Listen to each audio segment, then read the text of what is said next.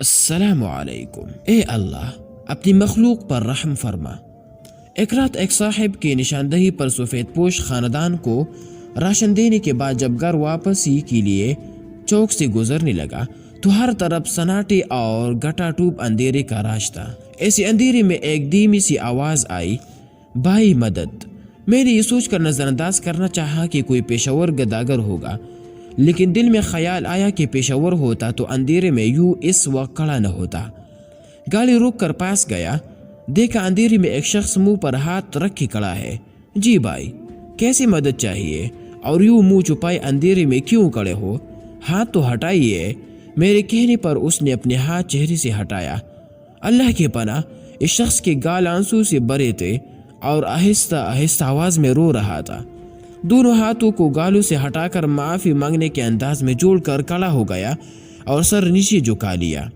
میں اس اندھیرے میں بھی اس کے آنسو تیوڑی سے ٹپکتے دیکھ پا رہا تھا۔ اندر ہی اندر کچھ ٹوٹتا ہوا محسوس ہونے لگا۔ آگے بڑھا اور دوبارہ ہمدردی سے پوچھا، بھائی کچھ تو کہیے۔ کچھ کہنے کے بجائے وہ شخص آگے بڑھا اور گلے لگ کر داڑھی مار مار کر رونے لگا اور کہنے لگا، بھائی میں بھوکا رہ لوں گا، لیکن مجھ سے اپنے 2 چھوٹی بچیوں کی بھوک دیکھ نہیں جاتی۔ ان کا بھوک سے تڑپنا بلکنا مجھ سے برداشت نہیں ہوتا۔ کل سے گھر میں کھانے کو ایک دانہ نہیں، اور میری بچیاں صبح سے بابا بھوک لگی ہے، بابا بھوک لگی ہے، بابا کھانا لاؤ کی فریاد کر رہی ہے۔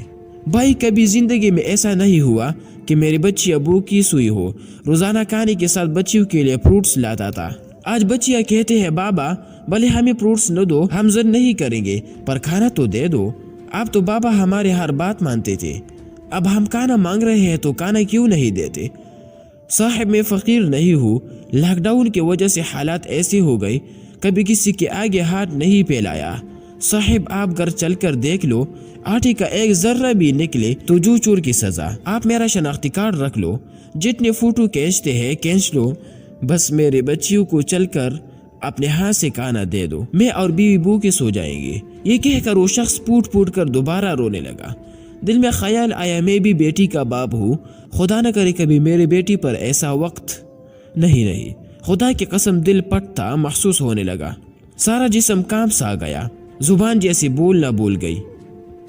خاموشی سے اس شخص کو گاڑی میں بٹھایا اور اپنے گھر کی جانب چل پڑا۔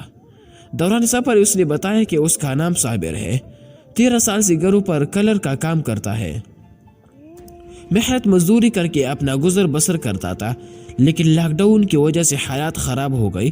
جان پہچان والوں سے مانگنے کی ہمت نہیں پڑی۔ گھر پہنچ کر میں نے راشن کے تھیلے گاڑی میں رکھے اور صابر کے گھر کی جانب روانہ ہو گیا۔ گھر کیا تھا، بس ایک کمرہ تھا، وہی ڈرائنگ روم، وہی بیڈ روم اور وہی کچن۔ نہ صوفی تھی، نہ بیڈ، نہ الماری تھی، نہ فریج، بس ایک کونے میں بوجھا چولہا صابر کی مفلسی کو منہ چلا رہا تھا، اور دوسرے کونے میں 2 پھول سی بچیاں بھوک کی چادر تانی سو رہی تھی۔ صابر کی بیگم نے بتایا کہ بھائی صاحب، جب بچیوں کا رونا برداشت نہ ہوا تو میں نے کانسی کا شربت پلا کر سلا دیا، اندر روح تک جیسے کسی نے مجھے جھنجھوڑ کر رکھ دیا ہو۔